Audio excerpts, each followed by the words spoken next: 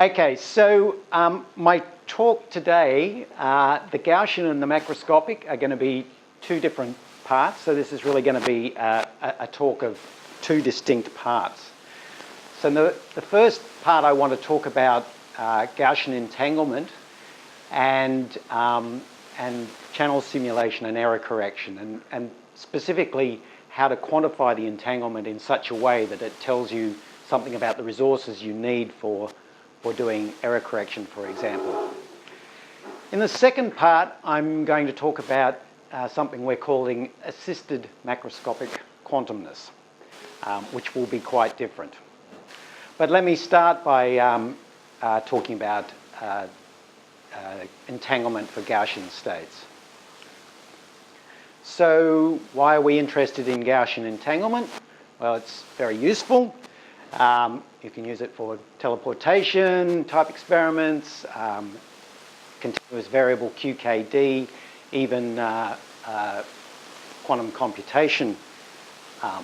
So it's important to understand how to quantify the entanglement in Gaussian states. And in particular, you could ask the question, if I have two different Gaussian states, how do I decide whether they have the same amount of entanglement? Seems like it might be a straightforward thing to do, but it turns out there are some subtleties to this. So what I want to do first is talk about two different measures for the strength of Gaussian entanglement, logarithmic negativity and entanglement of formation, and then just compare the predictions they make and hopefully convince you that there are qualitative differences in what they predict. And then I'll go on to talk about simulating Gaussian channels and error correction in the context of these entanglement measures. So let me start with EPR entanglement and logarithmic negativity. So what's EPR entanglement? It's basically just two-mode squeezing. So we have a Gaussian state with perfect number correlations, and for quadrature measurements these lead to correlations. For example, correlations in x minus x that are below the shot noise limit, or simultaneous with correlations between p plus p that are also below the quantum noise limit. So typically we quantify entanglement like this using the covariance matrix. So, characterize using the covariance matrix. So things are pretty straightforward if you've got pure states. Basically, this number R tells you the two-mode squeezing, tells you how much entanglement you've got. But if you've got some decoherence, you're going to have mixed states, and so it becomes a bit more tricky to come up with a measure for entanglement. So one measure is the logarithmic negativity. Basically what you do is you take your covariance matrix, do a partial transpose on it, and then find the symplectic eigenvalues. So this lowest symplectic eigenvalue can be used as a separability criterion. So if this lowest symplectic eigenvalue is equal to or greater than 1, then that means the state is separable. So if it's less than 1, then we have an entangled state. And so one way to quantify the amount of entanglement is just to take this symplectic eigenvalue and take the negative log of it and call that the magnitude of the entanglement. Okay, so this is called logarithmic negativity. So you can attach some physical significance to this measure. So I was telling you that you can characterize the strength of the correlations in the entanglement by looking at the quadrature correlations. So for pure states, they look like this. For mixed states, you can generalize this.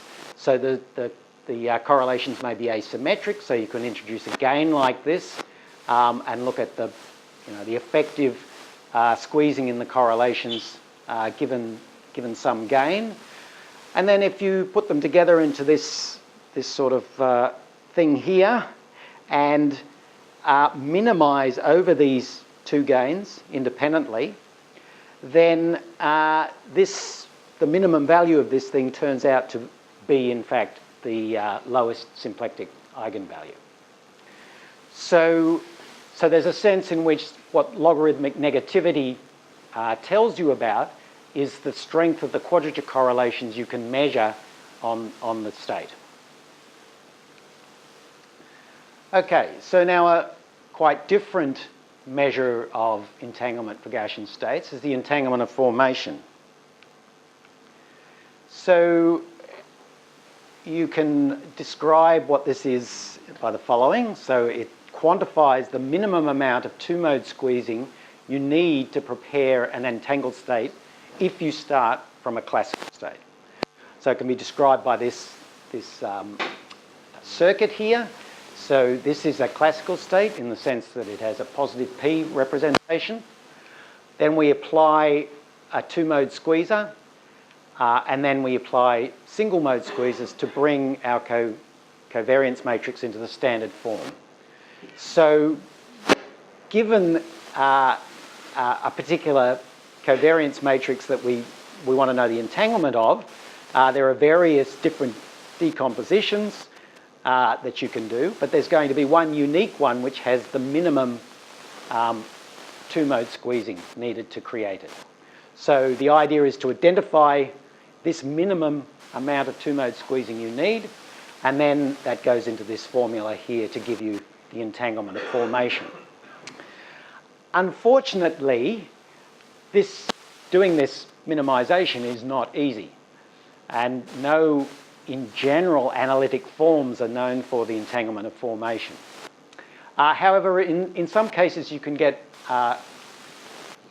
analytic forms, and one approach we identified last year was to instead of the circuit we had here, kind of move the squeezers, single-mode squeezers through the circuit and have this circuit like this. So now we start with a classical state, we put some single-mode squeezing on, and then we do two-mode squeezing. And we look for what this minimum two-mode squeezing is that can get us to our target state. And it turns out that this can be solved analytically, and you get this result here for this minimum squeezing. Now, unfortunately, this is not exactly the same. This is a lower bound on the entanglement of formation. For certain cases, the two are equal, but in general, they are, as I say, it's a lower bound. But it's actually quite a tight bound. So here what we've done is we've just randomly sampled entangled two-mode states, Gaussian states, and then just plotted them. Whoops. Went the wrong way. Plotted them here, and these black dots are the results you get from the formula I just showed you, and you see that they cluster very close to the actual result, compared to other lower bounds that have been identified previously in the literature, which scatter a lot further. Also, as I said, there are certain cases where it actually equals the entanglement of formation. These turn out to be physically interesting situations. Okay, so just to summarise, there's these two measures, negativity and entanglement of formation. Negativity is straightforward to calculate. You always get analytical results. Entanglement of formation is more challenging to calculate. As a result, negativity has been the favourite. So both for theorists and experimentalists, because it's easy to calculate, people have used that as their measure of an entanglement. So let's just compare these two measures. So, of course, they both have to be measures, they have to satisfy these basic axioms for entanglement measures. But it would also be nice if they satisfied various other mathematical properties. So negativity, of course, satisfies the basic axioms, but not terribly many of the other mathematical properties, whilst EOF satisfies all these properties. So from this point of view, there's sort of a sense in which the entanglement of formation is a nicer measure to work with. It has more nice properties. But you might say, particularly if you're an experimentalist, you might say you don't really care about that. It's easier to calculate negativity, so I'll just do that. So another question you could ask is, do these two measures make predictions that are qualitatively the same? So I want to convince you that they don't. So I'm going to look at a very simple example. So imagine we start with vacuum, we do two-mode squeezing, and then we have one of the modes transmitted through a beam splitter. So I just have some loss on one of the modes. I'll just pick a particular level of squeezing and then just plot the entanglement of formation and the negativity. And, you know, basically they look very similar as I start from 0 because that's the beam splitter is opaque, so obviously I have no entanglement there, and then it just goes up to some level as I let more and more light through here. So I'm also going to plot what I'm calling at the moment the deterministic bound. So what I mean by that is now let's turn up this squeezer, so let R go to infinity. So I have an infinitely two-mode squeeze state, strong, you know, an EPR state, literally. And then I go through this beam splitter. So basically this is the most entanglement I can possibly force through this channel, okay?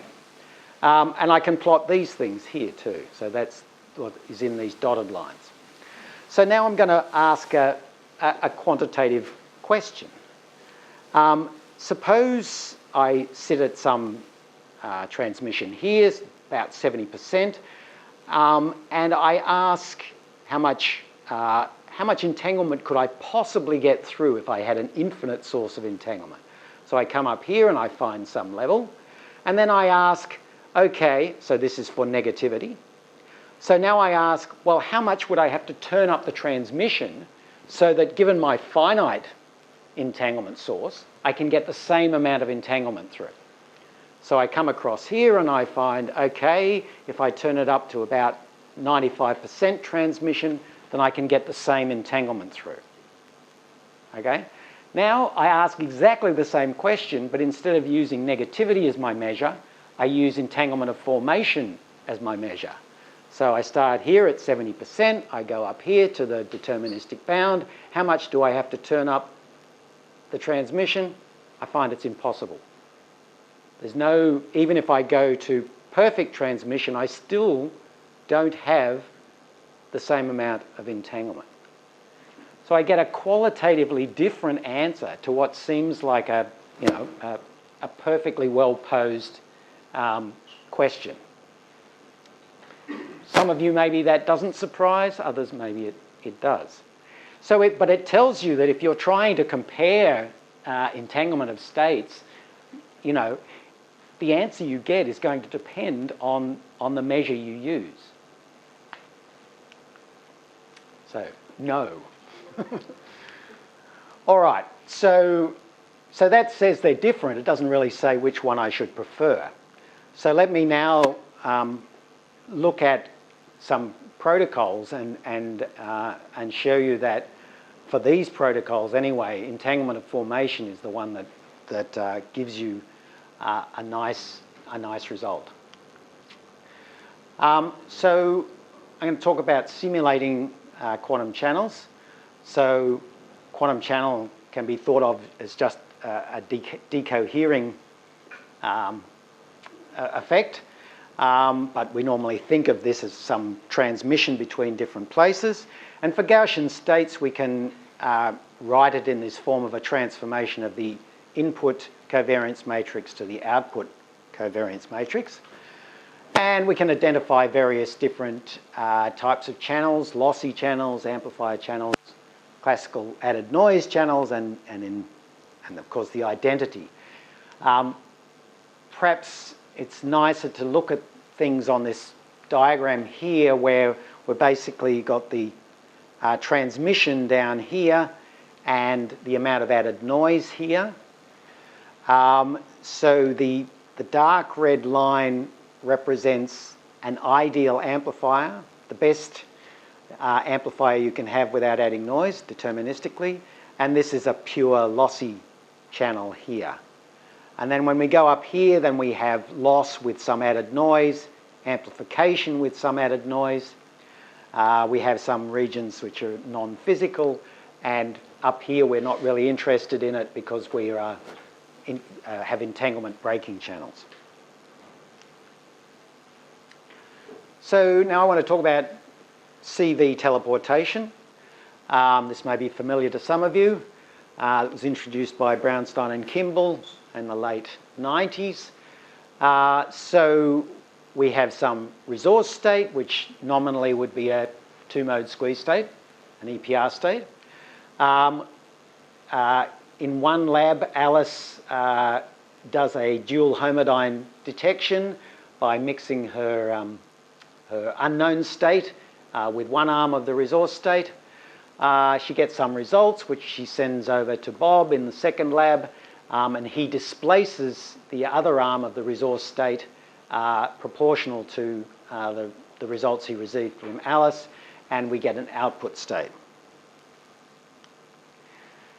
Now, it was realised pretty early on that such a protocol can be represented as a quantum channel.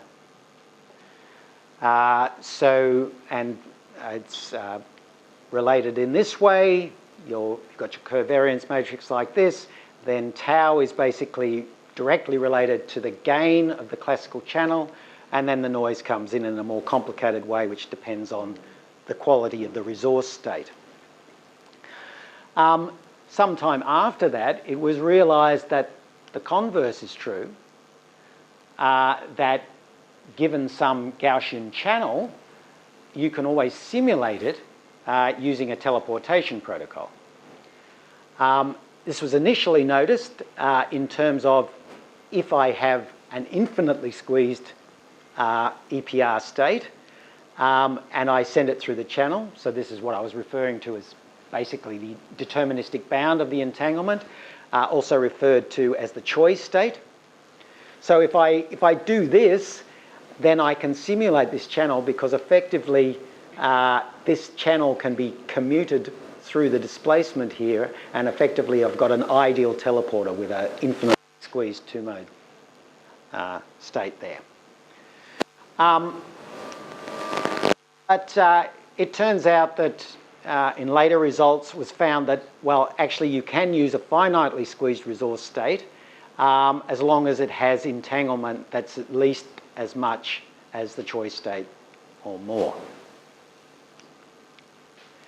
In a recent paper, we've shown a very general relationship between your resource state and the ability to simulate any phase-insensitive Gaussian channel, which looks like this, where we get this whole class of resource states which can simulate the same channel, parameterized here by the symplectic eigenvalues. So as I change the symplectic eigenvalues in these expressions, I basically get different levels of purity for the states that I'm using to simulate the channel. Something that Adesso and others looked at last year was, well, what are the best resource states to use? And so they asked this question using logarithmic negativity as their measure, and they found that for thermal states, thermal channels, I should say, if you had the logarithmic negativity is the same as the choice state, then that was sufficient. But for pure channels, you needed a higher entanglement than the choice state.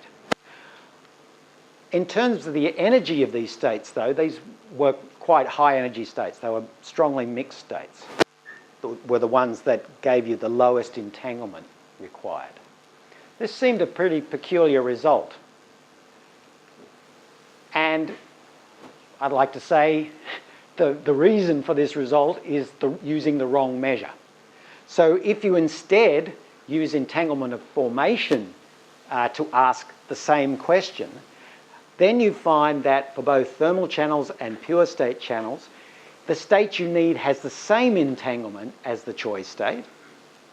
That's the best you can do. And in fact, the energy can be the minimum possible. In other words, the best thing to do is to use a pure two-mode squeeze state with the same entanglement as the choice state with respect to logarithmic negativity. And that you can simulate the channel with that with the least energy and the least entanglement. Okay, so this illustrates that you can get strange answers if you use the wrong measure. And it indicates that entanglement of formation for these sorts of things, simulating of channels, is the right measure. So, why do we want to simulate channels? Well, let's answer that by now moving on to error correction. So, you're saying we could simulate the channel if we have entanglement as high as the choice state, but how do we get that entanglement? Because we've got a channel in between us. If we're thinking about this as a physical situation where I'm trying to send something to a distant party. So, of course, the answer is that we must use distillation. So we send our entangled state through some channel, and then we distill it and get some higher entanglement here. And so what we've been saying is that if the entanglement of the resource state is equal to the entanglement of the choice state, then we will be able to simulate the channel. So that's great, but what we'd really like to do is have our entanglement greater than the choice state, because then that implies that we can get an effective channel that is better than the original channel. And so this is error correction. So just to illustrate this with a particular example, I'm going to consider error correction using an ideal noiseless linear amplifier to do the distillation of my EPR state. So the noiseless linear amplifier is a non-deterministic operation which can be thought of as implementing this operator here onto your number states, and so changing basically the weighting of the number states. You have to be careful, this is an unbounded operator, so this only works within certain regimes. But if you apply this to a two-mode squeeze state or an EPR state, then what happens is that the effective squeezing of that state is increased, non-deterministically. But this is a distillation protocol. So we can look at what happens if we use such a distillation protocol.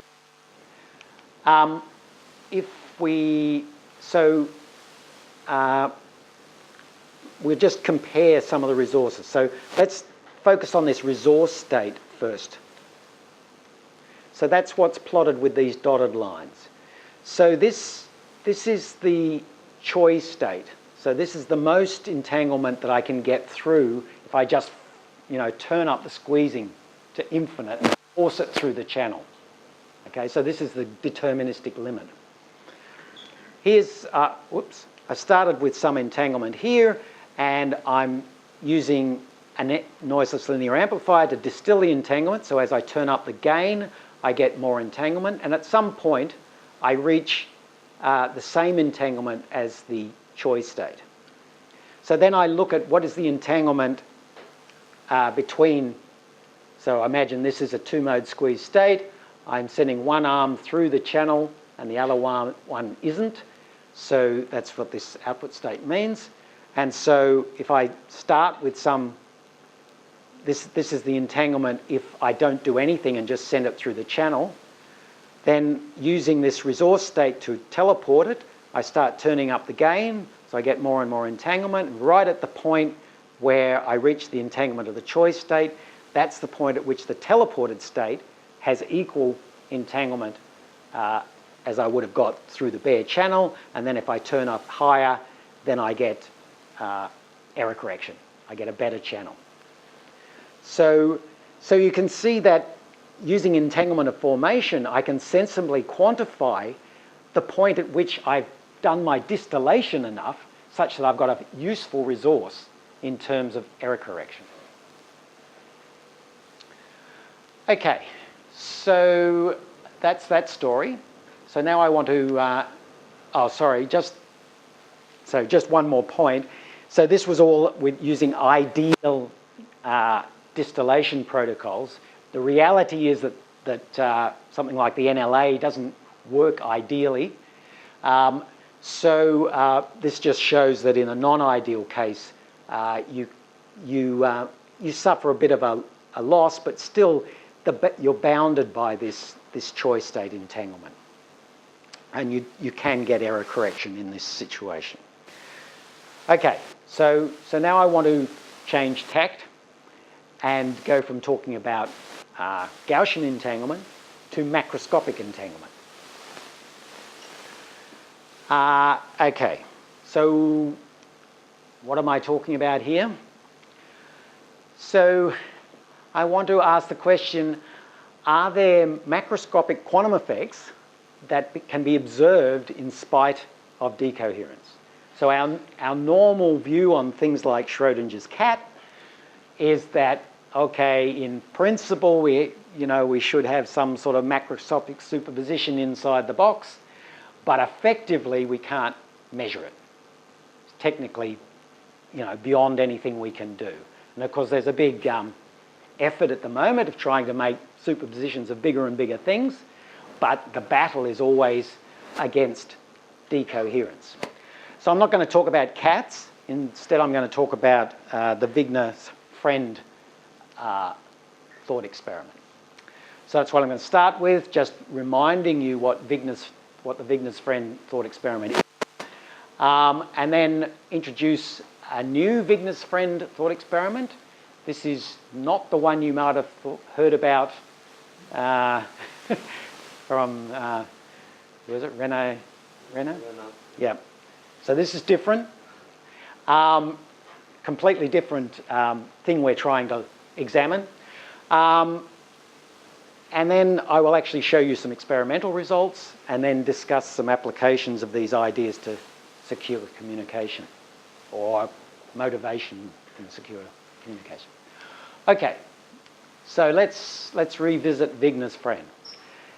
So the basic setup is we have an experimentalist, Alice, who is in her lab, and she's got a source of qubits and a Hadamard gate, so she can make superpositions of them, which she measures in the computational basis.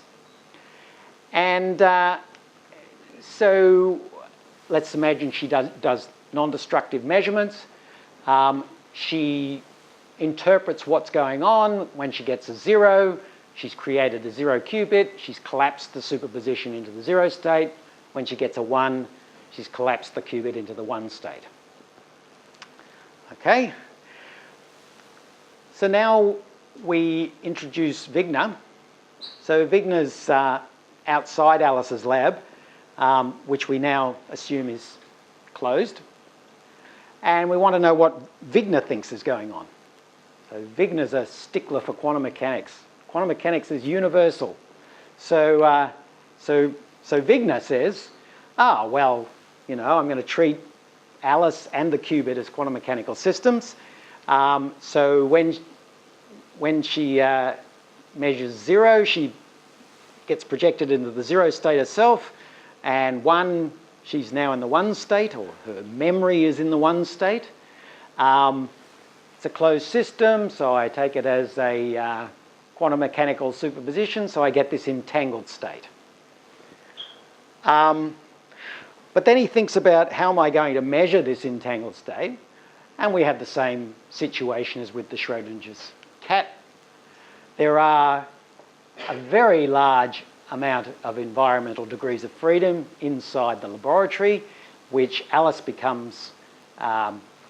interacts with. And so effectively, Wigner realizes that if any experiment that he's going to do, any plausible experiment he can do, will effectively measure a mixed state like this with just classical correlations. And so we're sort of led to this idea that this paradox is resolved through decoherence. Okay, so now we want to introduce a different version. This time we're going to have a tripartite state that Alice has, and it's been prepared in this particular entangled state over here, where we have the psi plus and minus Bell states here. So psi plus Bell state and the zero of this qubit here in superposition with the psi minus state when the qubit over here is in the one state. But the abbreviation means something, or it's totally random assignment of letters of something A, T, and M? I don't know. I didn't assign the letters. Sorry, cannot comment on that. But we're also going to allow decoherence at this right at the beginning. So basically the M qubit here is decohered in the computational basis, and so effectively we get this mixed state here, like this. Now, even though this state is mixed, it's actually entangled, which you can, first of all, this mixing means that there is no entanglement between any pairs of qubits. So A and T, A and M, T and M, they're all separable states. However, if we look at bipartitions like A and M and T, or A with T and M, then we find there is entanglement in those bipartitions, which is easily shown by calculating the negativity, which comes out positive, showing that they are entangled. Okay, so that's interesting. So now let's bring in Wigner. So what does Wigner think is going on in the box? Well, he describes the state more or less. So now let's have Alice measure this qubit and destroy it. So Wigner takes everything as being quantum mechanics. So he assigns states to Alice. And we're going to allow for the fact that Alice might not have a perfect memory. So she might measure 0 and then forget and think it's 1. So we'll make her memory states, these things here, not necessarily orthogonal. But basically this state here is effectively the same as this state here. So Wigner assumes that Alice is interacting with the environment, and so she's decohered too. But that doesn't make any difference because the qubit she was measuring was already decohered. So it's still the same state. And so it's entangled across these bipartitions. So Wigner concludes that Alice and one of the qubits is entangled with the other. Okay? Provided Alice's memory is not, as long as her memory is not such that she's forgotten completely what she measured. So that's kind of amazing, but you might say, oh, well, yeah, but maybe this is like Schrodinger's cat thing again, you know. It looks like it's entangled, but if Wigner actually tried to show that it was entangled, he'd have to do some, you know, highly technically difficult measurement in order to do it. But that's not the case. There are witnesses for this entanglement that look like this. So what Wigner has to do is measure A and T in the Bell basis and measure Alice in the computational basis, which basically means ask Alice what was the result of her measurement. And these are entanglement witnesses, and if this state is entangled, then either this W1 or this W2 will be, the trace of them will be less than 0. So in fact, Wigner can witness this entanglement using just current technology.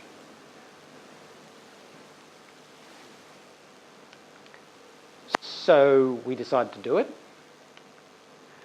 So these experiments were done at Heriot-Watt in the UK. This is how it went. We had a couple of Sagnac-based SPDC sources producing 3 photons. And then we can use linear optics to prepare the entangled state we want. We can control the decoherence of the M qubit using a wave plate that we can randomly adjust. We can also adjust the distinguishability of Alice's memory, by making measurements in a basis where we can control whether she gets full information about the qubit or not, and then see what happens. And then apply the witness. Okay, so we're not going to do tomography or something. We're just going to apply the witness that I showed before. And these are the results you get. So this is the witness, and I remind you that less than 0 is when the witness is saying that the state is entangled, and this is changing the distinguishability and changing the decoherence. So we can zoom in on different cuts through this diagram. Here we're looking at what happens as a function of distinguishability. So the witness, we can basically witness entanglement via one or other of these witnesses right across all distinguishabilities except, of course, 0. That's where Alice has forgotten what she measured, basically. But as long as she has some memory of what she measured, then we conclude that we have an entangled state. We look through this other cut where we're looking at what happens as a function of decoherence, and you see that the decoherence does nothing to the entanglement. It just stays, it doesn't matter whether the state's pure or maximally decohered, it still has this entanglement across this partition. So is this good for anything? Or, you know, why would Wigner want to use this interpretation? Why would he, is there some motivation for him wanting to believe that Alice is a quantum state? Turns out there is, in terms of secure communication. So let's adjust our experiment just a little bit and let Wigner send the A qubit off to Bob. And by doing this, he wants to communicate a secure bit to Bob, a secret bit to Bob. So they share this state here, where I've got, so basically Wigner holds qubit T and Alice, whilst Bob holds qubit A. So now we're going to have a protagonist. So we've got an Eve here, and we're going to assume that Eve has access to the environment that decohered our overall state. So basically, Eve holds a bit which purifies the state. So now Wigner wants to work out given the protocol and given the state of Eve's memory, whether he can send a secure bit to Bob. So this problem was considered by the Horodekis et al. About 10 years ago, and they showed that the security depends on this, basically, this matrix here, which is basically just a representation of this, the state of Wigner and Bob, so this is written in such a way, so these operators here are the sum and the off diagonals are the difference of the memory states of Alice.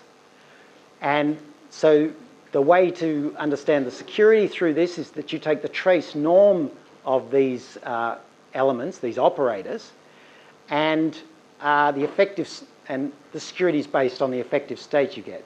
So if Alice has orthogonal memory states, then all of these things come out to be a half, and then it basically looks just like a Bell state, and so the bit is completely secure. So in spite of the fact that Eve has access to the purification of the state, it basically doesn't tell her anything. The bit that she holds, it doesn't have anything to do with the bit that Wigner and Bob have exchanged. On the other hand, if Alice forgets completely, then the off diagonals here are 0, and therefore it's completely insecure, because it's just a mixed state that Wigner and Bob share.